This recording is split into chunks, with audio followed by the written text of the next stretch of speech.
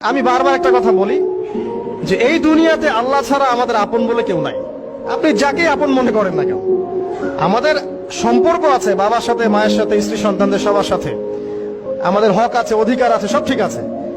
বিশ্বাস করেন আল্লাহ ছাড়া আপন বলে আপনার কেউ নাই। এই যে গার্লফ্রেন্ডকে আপন মনে হয়, এরা আপন না। স্ত্রী সন্তানদেরকে খুব আপন মনে হয়, আপনার মৃত্যুর পর 40 দিন সময় লাগবে না সব ভুলে যেতে। পিতা মাতা, ভাই বোন সবাইকে আপন মনে হচ্ছে। পিতা মাতার স্থান বাবা মার পরে, আল্লাহ রসুলের পরে, সেটা ঠিক আছে, কিন্তু আপন আল্লাহ ছাড়া তারা নন।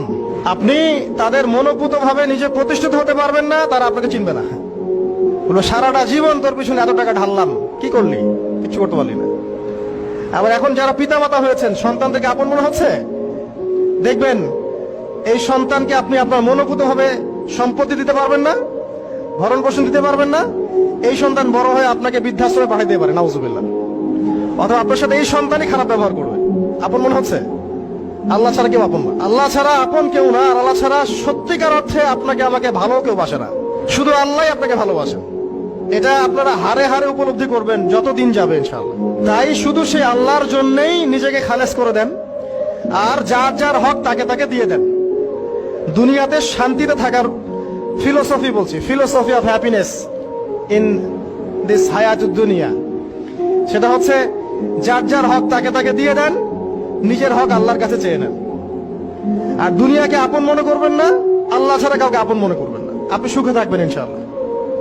দুনিয়ার দাসত্ব করবেন, আল্লাহ ছাড়া অন্য মানুষদেরকে আপন মনে করে নিবেন, দেখবেন আপনি পদে পদে কষ্ট পাবেন। কারো কাছে আশা করেন না, কষ্ট পাবেন না।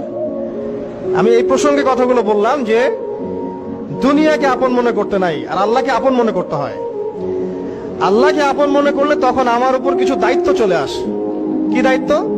আল্লাহ আমাকে সৃষ্টি করেছেন, রিজিক দিয়েছেন, লালন পালন করছেন, বাঁচিয়ে রেখেছেন, তার হাতে আমার মৃত্যু, তার হাতে সবকিছু। এখন আল্লাহ পাকের জন্য নিজের জীবনটাকে খালেস করে নেওয়া, যেভাবে আল্লাহ পাক চলতে বলেছেন সেভাবে চলা, যেগুলোকে আল্লাহ পাক নিষেধ করেছেন বর্জন করা। আর রাসূলুল্লাহ সাল্লাল্লাহু আলাইহি ওয়াসাল্লামের সুন্নাহ আল্লাহ পাক রেখে দিয়েছেন আমাদের সামনে।